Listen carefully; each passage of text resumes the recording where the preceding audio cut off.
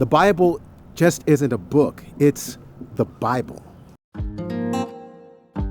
Grace and peace, everybody. Welcome to Sabbath School Study Group. My name is Chris Bailey. We are on the road again, back in Keene, Texas, at Southwestern Adventist University, going into a new 5-part series looking at the source of life. That's one of the beautiful things about the book of John. It focuses on the divine aspect of Christ. And now we have the gift that he left behind, the gift that's been given to us, and that is his word. Before we go into the series, though, I want to thank you for watching. Please subscribe to the channel. By all means, like the video. It helps the algorithm out and pass this on to someone else. And then check us out online at our website.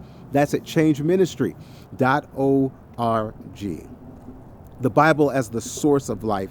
This book that has been given to us, this physical, tangible product, is actually a manifestation of spiritual realities. What makes the Bible is the fact that John 6:63 says that it is the spirit that quickeneth, the flesh profiteth nothing. The words that I speak unto you, they are spirit and they are life.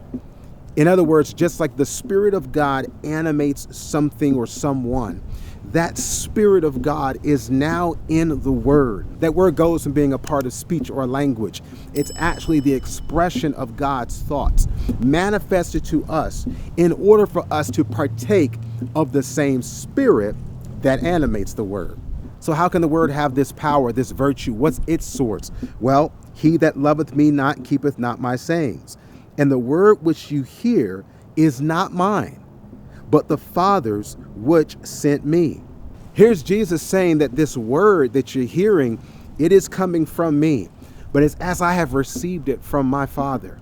So it's as if you got this hot potato and it's being passed from person to person. Whoever's hand the potato is in doesn't change the potato. It just changes whose hand the potato is in. Same thing when it comes to the transmission of God's thoughts. His thoughts given to Jesus, who then in turn speaks and gives it to us. That same power present regardless of who has it.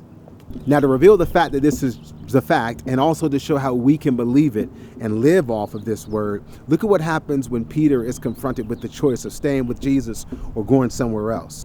In John 6:66, it says, from that time, many of his disciples went back and walked no more with him. Then said Jesus unto the 12, will ye also go away? And then Simon Peter answered him, Lord, to whom shall we go? Thou hast the words of life. Interesting that John 6:66 says that in that verse that there were some and there were many who walked away, who went away. And then you think about John 6:66 and the idea of 666. But I digress. I get back on point. When they went that way, the next verse, in verse 67, Jesus asks those who remain, are you going to stay? Are you going to stick with me?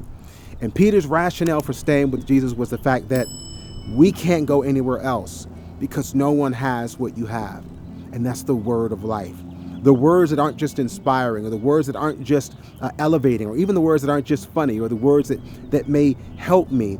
These are words that save me. These are words that have shaped my life. They change my character. I'm not the same person after I'm encountering them. And because of that, we can keep drawing off that word to keep drawing off that life. Praise God that the Bible's not just a book. It's a book. We can read it. We can touch it. We can hold it. But it's all so that ultimately God's prayer is that we'll believe it.